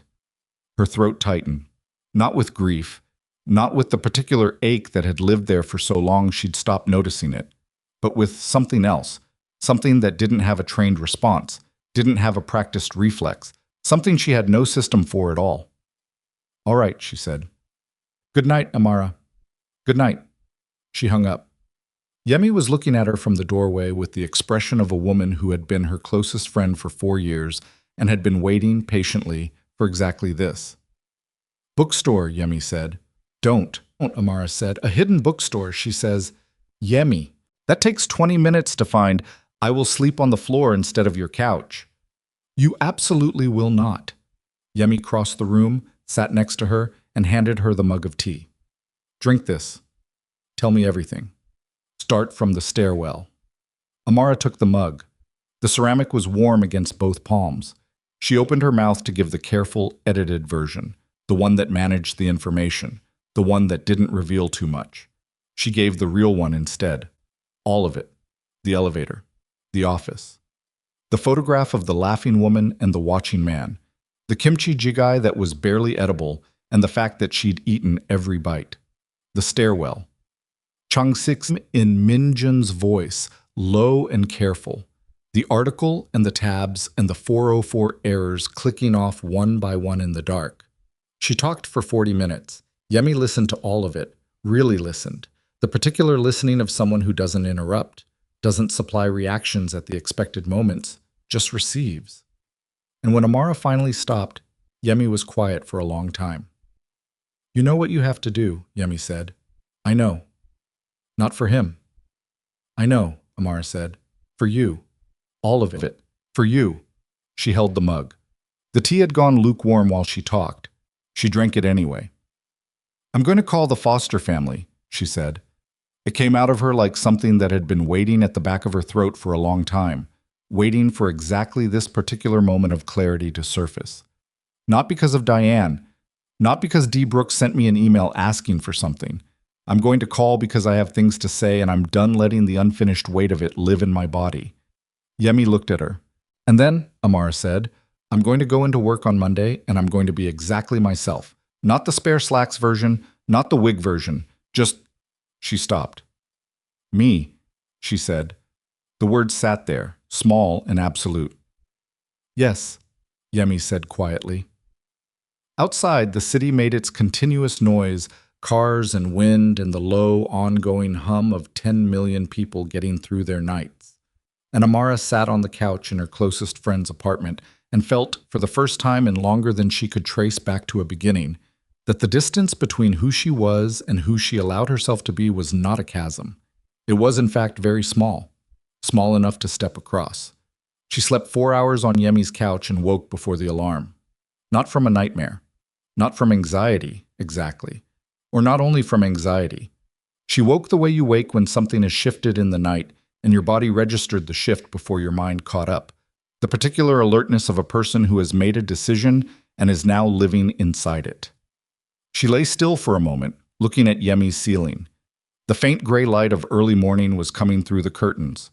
Somewhere outside, a delivery truck was backing up, the beeping patient, and mechanical and entirely indifferent to everything that had happened in this apartment the night before. She sat up. Her phone showed 5:47 a.m., 2 notifications from news aggregators.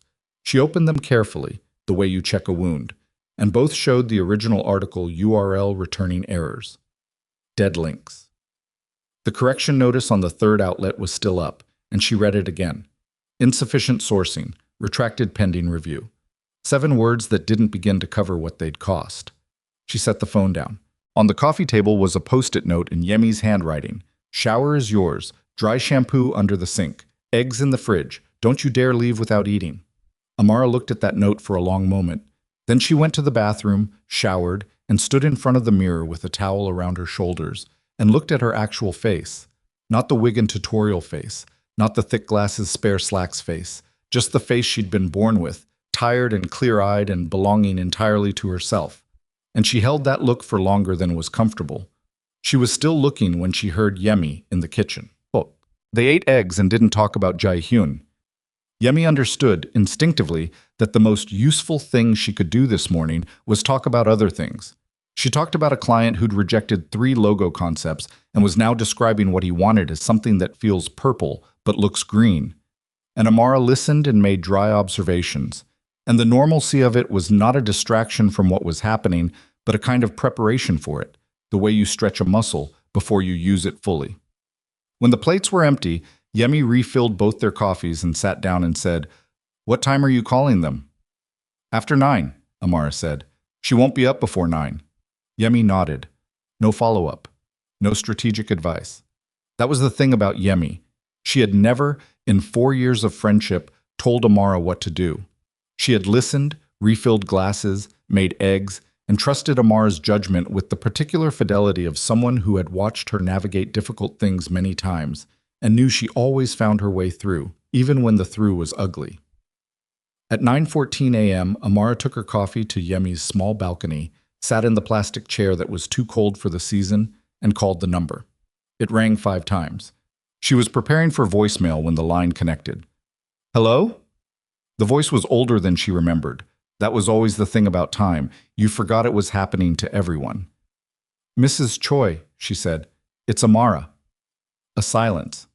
Not hostile, surprised maybe, or the particular stillness of a person recalibrating. "Amara." The name came out carefully. I sent an email." "I know," she said. "I'm not calling about Diane." Another silence. "I'm calling," she said, "because I needed to say something, and I decided that saying it is the thing I want to do, and I'm not going to wait for a better time because I've been waiting for better times my entire life, and they are a very effective way of never saying anything." She heard the woman on the other end of the line take a slow breath. "Okay," Mrs. Choi said, quietly. "I was a child in your house for 6 years, Amara said. "I know you were not a cruel person. I know you didn't think of yourself as doing something harmful. I know the difference between what you intended and what happened isn't simple, and I'm not calling to collapse that difference into something easier to argue about." She kept her voice steady. She had rehearsed none of this. It was coming up raw, in real time, from somewhere she'd kept sealed for a long time. "But I need you to know that I spent most of my adult life convinced I wasn't worth choosing. Not romantically, not professionally, not in any room I walked into. And that conviction didn't appear from nowhere." The line was very quiet. "It came from learning, in your house, that there was already a daughter," she said, "and that I was adjacent to that. Present, but not the thing itself. And I know you can't undo that, and I'm not asking you to, and I'm not calling for an apology. I've stopped needing one, actually, which is the reason I can make this call without my hands shaking." She paused, checked herself. Her hands were, in fact, slightly unsteady against the phone. She allowed that. "I'm calling because I'm living a life now that I want to live. And I want that to be something you know, not because it's a victory over anything, just because it's true, and I'm done keeping true things to myself to avoid making things uncomfortable." A long silence. When Mrs. Choi spoke, her voice was different, thinner, the careful social surface of it worn through to something older and less managed. "I've thought about you," she said, "more than you might believe." "I believe you," Amara said, and she did, which was not the same as saying it was enough. "Diane is—" Mrs. Choi started. "I'll send her a message," Amara said. "Directly. If she wants to talk, she knows how to find me. But that's a separate thing, and it happens on my timeline." "Yes," Mrs. Choi said. "Of course." Neither of them spoke for a moment. "Are you happy?" Mrs. Choi asked. It came out with the uncertain weight of a question that had taken a long time to form. Amara looked out over Yemi's balcony at the morning Seoul skyline, the gray and glass of it, the construction cranes in the middle distance, the particular relentless busyness of a city that had no memory of what you'd been through and no interest in your past. "I'm getting there," she said. "That's enough for now."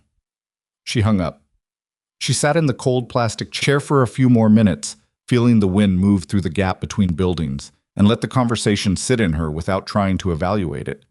It wasn't resolution. She'd stopped believing in resolution as an event, something that happened once and then was finished. It was more like a door she'd been standing in front of for a very long time, and she had finally pushed it open, and behind it was not the dramatic emptiness of a room that had once held something precious, but just another ordinary space where ordinary things could happen. She could work with ordinary. She went back inside. Monday arrived with the indifference of all Mondays, which was, she thought, exactly what she needed. She stood in front of Yemi's mirror at 7:30 a.m.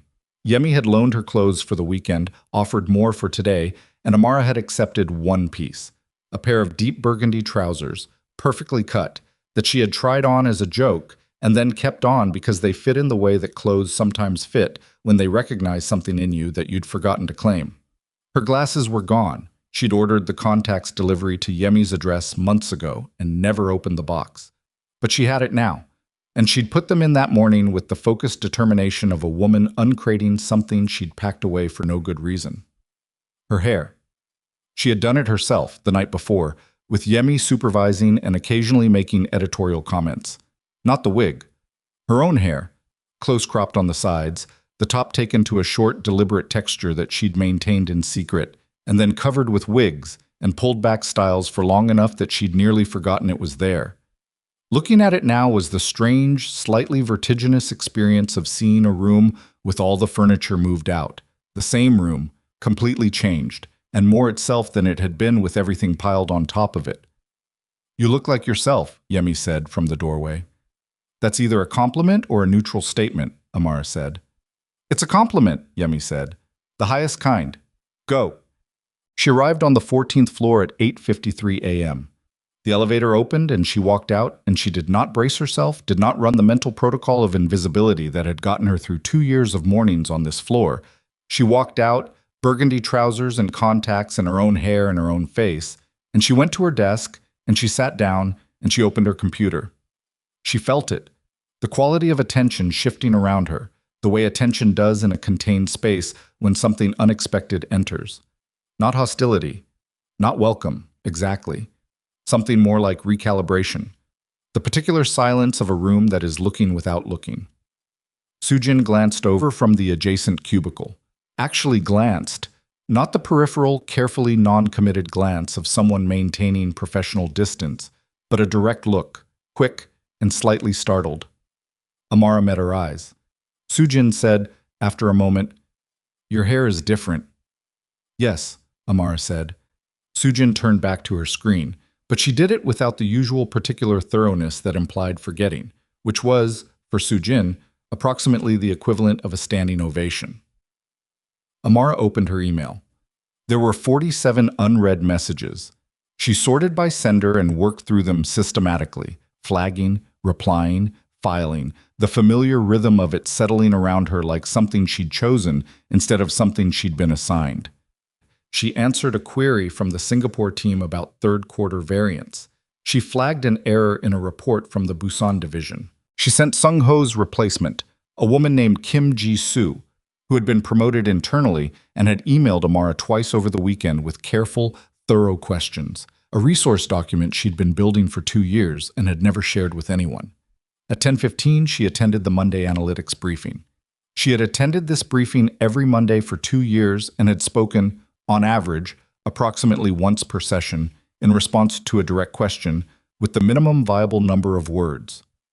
Today she arrived with printed notes, sat in the middle of the room rather than the end of the table, and when the discussion reached the Southeastern Corridor model, her correction, her work, now fully and formally documented in the output logs as hers, she explained the error, the fix, and its downstream impact, clearly and without apology, and answered 3 follow-up questions, and did not minimize a single thing.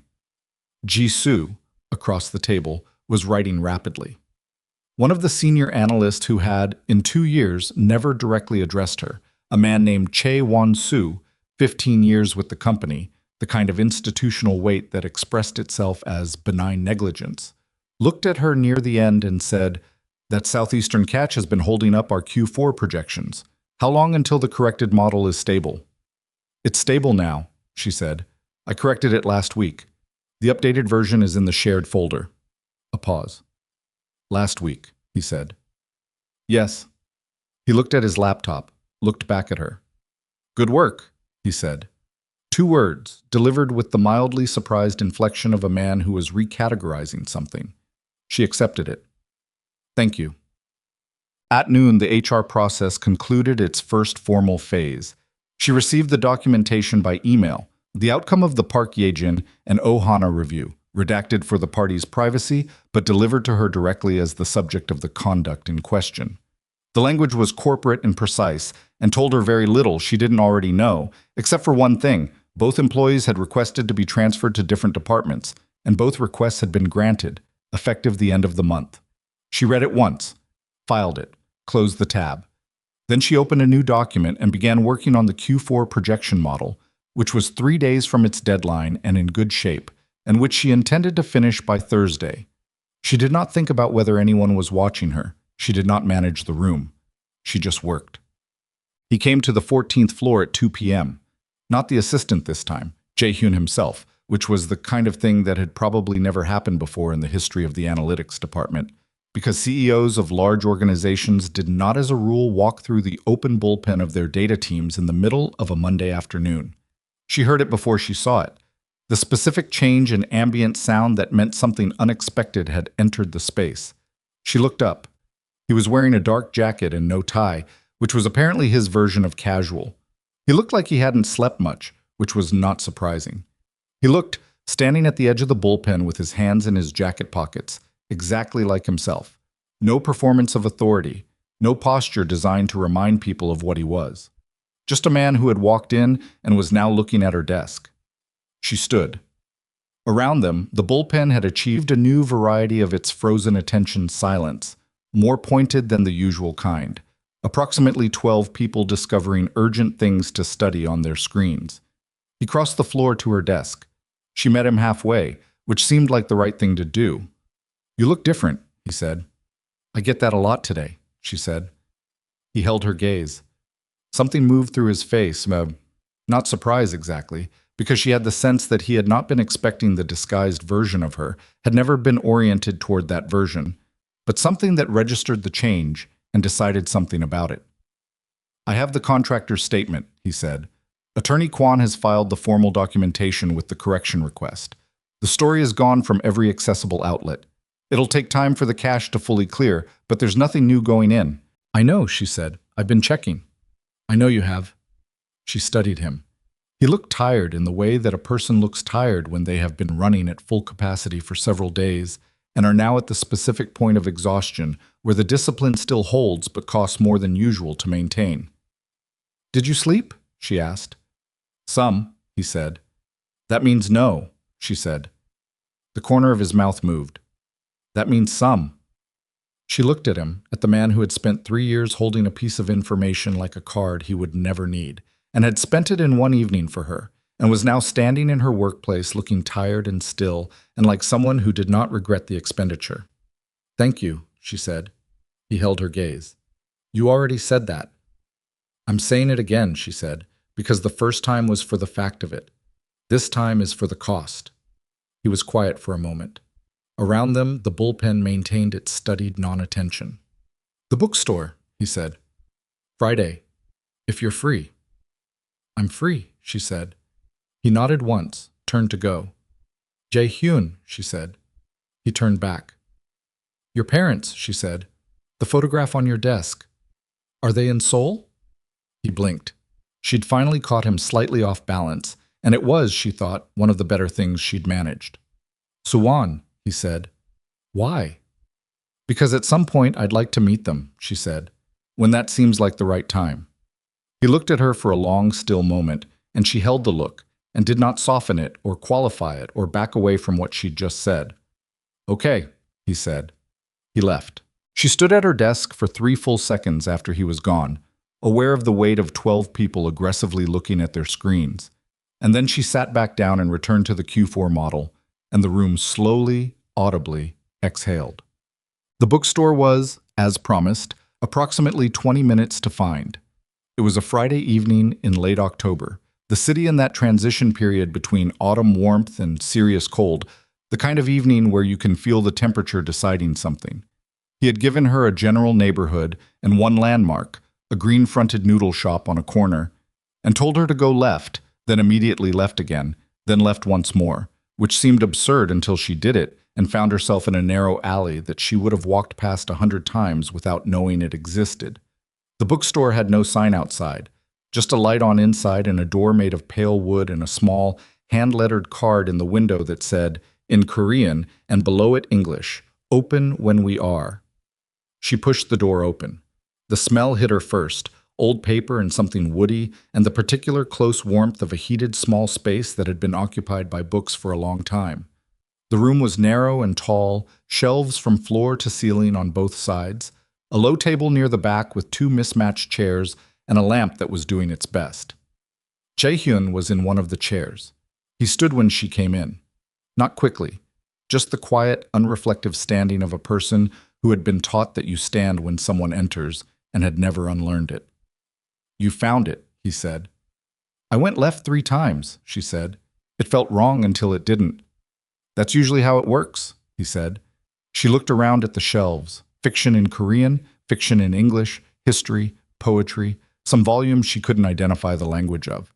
A handwritten system of organization that made sense, she thought, only to the person who had built it. "Who runs this?" she asked. "An old man named Baek," Jae-hyun said. "He's in the back. He doesn't come out unless you need something." "How long have you known about this place?" 8 years, he said. "I found it the same way. 3 lefts, wrong until it wasn't." She walked to the nearest shelf, ran a finger along the spines, not reading the titles, just feeling the different textures, the cloth and paper, and the occasional cracked leather of something old. She pulled out a slim volume, looked at the cover, put it back. "You said you thought I was the kind of person who would understand a place like this," she said. "What did you mean?" He had come to stand near her, not close enough to be intrusive, just present in the way of someone who is comfortable with shared silence.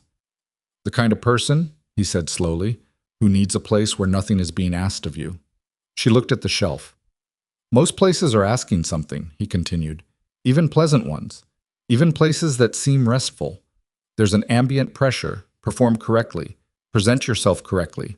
This place," he paused. "Beck doesn't care why you're here. The books don't care who you are. You can stay as long as you want and think as hard or as little as you choose." She was quiet for a moment. "You come here alone?" she asked. "Until now," he said. She turned and looked at him, and he held the look without deflecting, without the careful professional management she had watched him apply to almost every human interaction.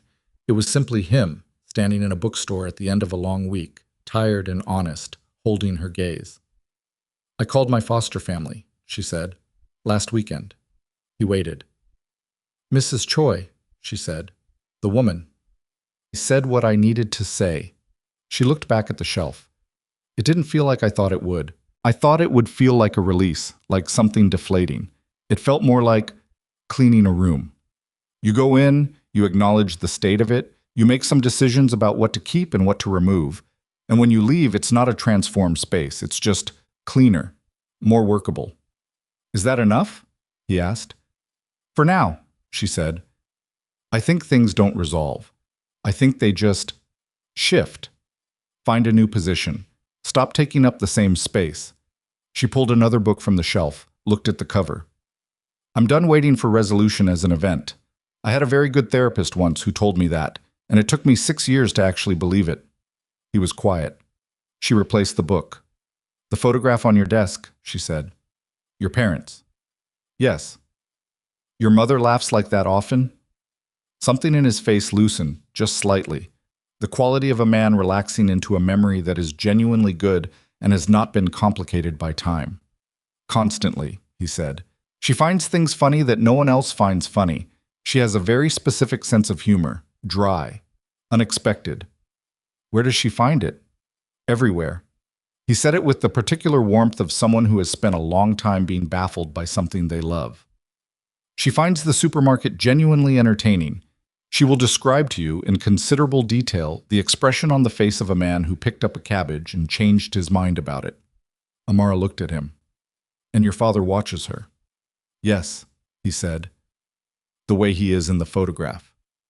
He has been looking at her that way for 41 years. He said it without irony. With the straightforward matter-of-factness of a person reporting a fact, they find both remarkable and entirely natural. "I asked him about it once. He said it was simply that she was still interesting." She turned fully to face him. "You said Friday, in the bullpen." "Yes." "Does that mean this is—" "Yes," he said, "if you want it to be." She considered him. The tiredness in him, visible now that she was looking. The faint mark of the last week, the weight of what he'd spent, the particular quality of a man who had held things together under significant pressure and was now, in the quiet of a bookstore on a Friday evening, allowing the tension to find somewhere to go. "I want it to be," she said. He nodded, looked at the shelf, pulled a book out, a thin volume, English, she could see the spine, and held it out to her. She took it. Housekeeping, by Marilyn Robinson. "Have you read it?" he asked. "No," she said. "It's about women who don't fit where they're put," he said, "and what happens when they stop trying to." She looked at the cover, looked at him. "Did you read this here?" she asked. "3 times," he said. She held it against her chest. "Can I borrow it?" "Keep it," he said. "Beck will be offended if you don't buy something." She smiled at that. A real one, not the managed, professionally appropriate kind, but the involuntary kind that arrives before you've decided whether to let it. And he looked at her when she smiled with the same expression as the man in the photograph, and she didn't know if either of them realized it. They sat in the 2 mismatched chairs for 2 hours. She read the first 30 pages of the Robinson. He read something in Korean she didn't ask about. Beck appeared once from the back, set 2 small cups of barley tea on the low table between them without comment, and disappeared again. Jae-hyun thanked him without looking up from his book. At some point, she became aware that the city outside had fully darkened. She could see it through the small window near the door, the particular deep blue-black of Seoul at night, and that they had not spoken in 40 minutes, and it had felt like nothing, like breathing, like the most ordinary possible version of 2 people sharing space. She set the book on her knee. "My mother used to read to me," she said. She hadn't planned to say it. It arrived from somewhere she'd stopped monitoring, the part of herself that had spent the week slowly unlocking various sealed rooms. Before everything, before the foster system, she read to me every night. I don't remember most of it. I was too young. I just remember the sound of it, the rhythm. He had looked up. "She died when I was 4, she said. "Car accident. There was a father, but he couldn't manage. The system was faster than he was." She turned the book over in her hands. "I don't think of her often. I think I trained myself not to, because it was the kind of grief that could eat you if you let it look directly at you." She looked down at the cover. "I think she would have found me a bookstore," she said. "Eventually, when I was old enough." The room was completely quiet. Jae-hyun set his book down. "Tell me something about her," he said. "Something small." She looked at him.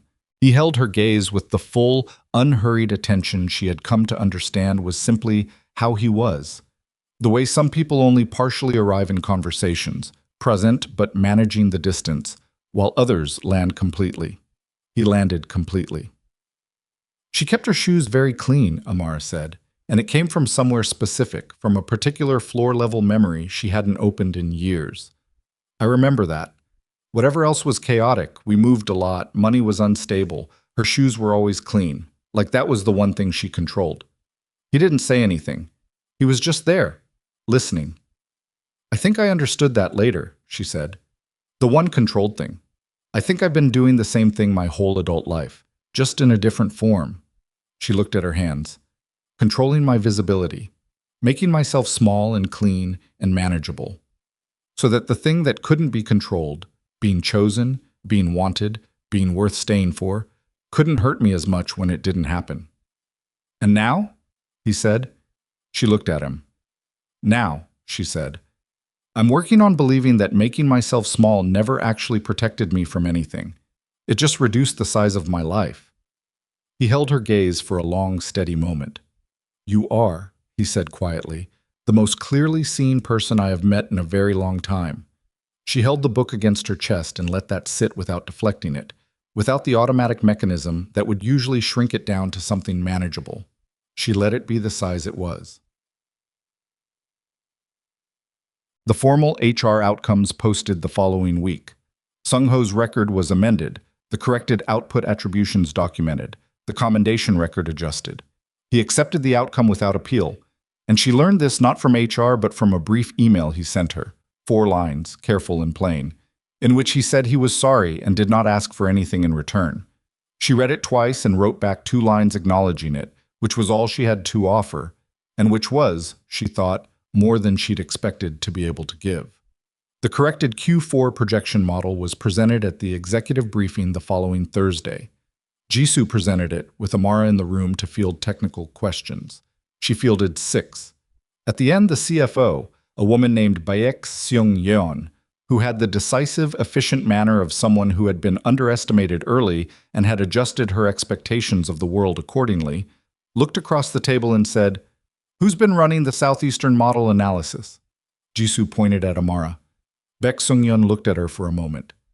"You're being wasted in that bullpen," she said. It was the bluntest thing anyone had said to her in 2 years at the company. She took a breath. "I know," she said. Baek Seung-yeon made a note and moved on, which turned out, 3 weeks later, to mean a formal recommendation for a senior analyst position that Amara had not applied for and was offered without ceremony, in a brief meeting with Jisoo and HR, along with an office, small, window-facing west, that was entirely her own. She accepted it. Woo Chung-sik made no further moves against Jae-hyun or against her. Min-jun told her this in the corridor of the executive floor in early November, with the plain directness that was his style. "He recalculated," Min-jun said. "The port information was the deterrent. He won't use the same method twice."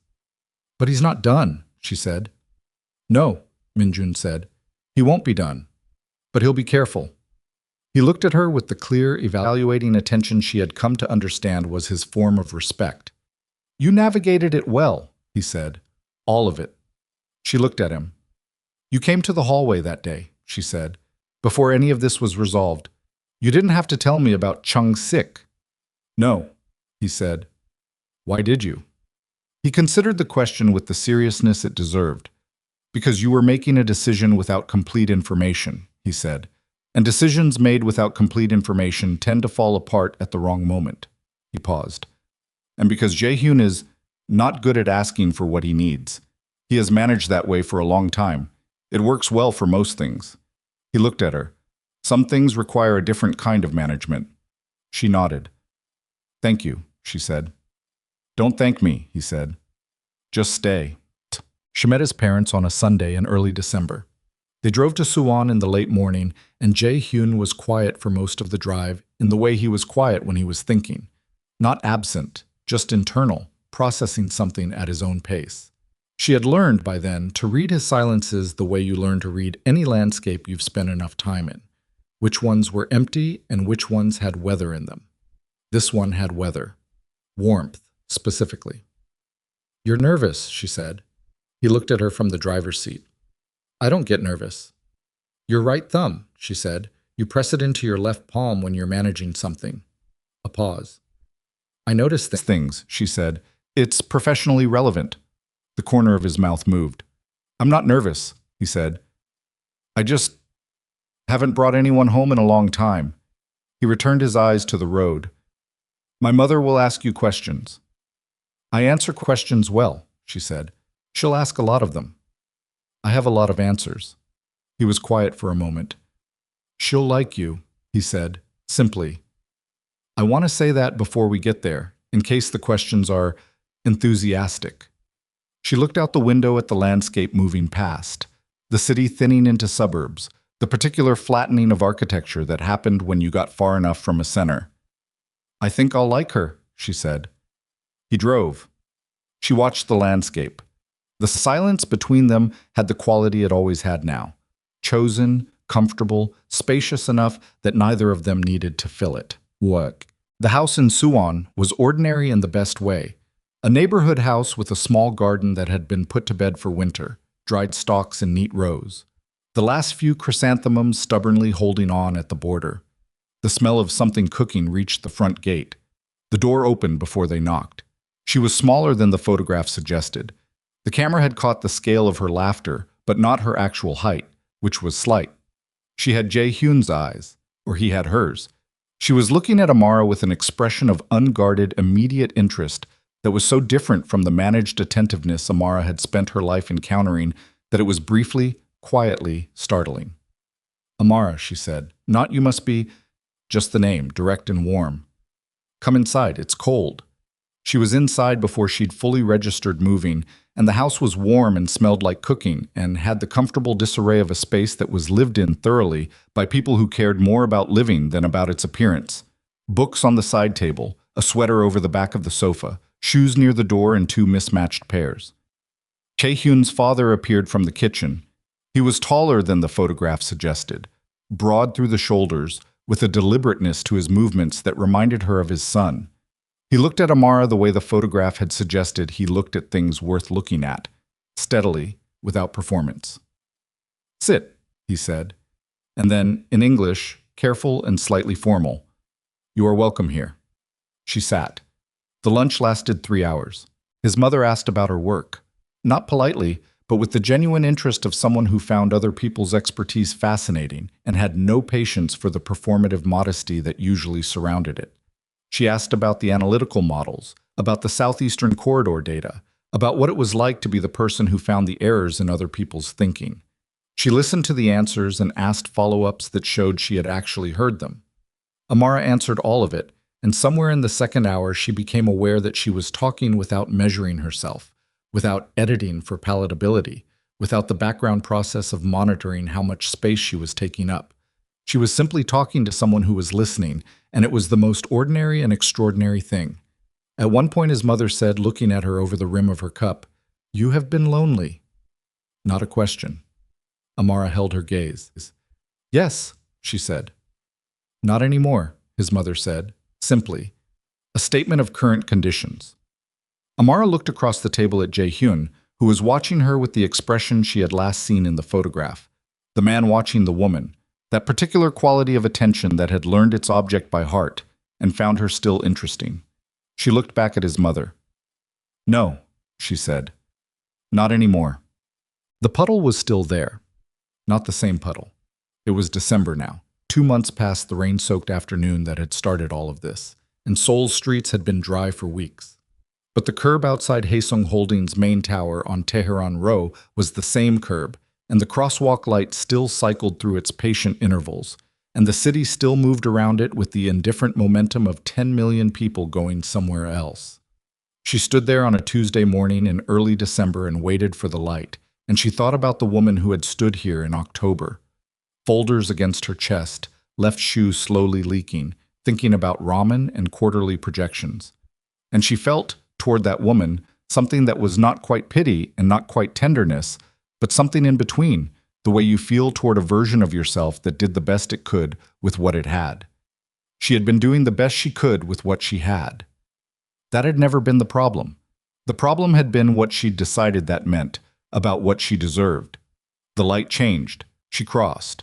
The lobby doors opened as she approached, and she walked through them and into the elevator and pressed 14, and then changed her mind and pressed 16, her floor now, the senior analyst office with the west-facing window, the small and entirely hers room where her name was on the door, and the work was genuinely challenging, and the view on clear days went all the way to the mountains. She got off on 16 and walked to her office, and sat down at her desk, and opened her computer, and began to work. At 9:47, a message came through the internal system. No subject line, one sentence, the bookstore is open Saturday. She looked at it for a moment, typed back, "Same 3 lefts?" The reply came in under a minute, always. She set the phone down and turned to her screen and pulled up the Q1 model, which was early, but which she intended to get ahead of, and she worked steadily through the morning with the quiet, rooted focus of a woman who had stopped spending energy on being small and found, to no great surprise, that she had a great deal of it left over for everything else. Outside, Seoul did what Seoul always did. It moved, it built, it made noise, it forgot and remembered and forgot again. And inside, on the 16th floor of a building she had arrived at 2 years ago and intended now to stay in, Amara Brooks did her work.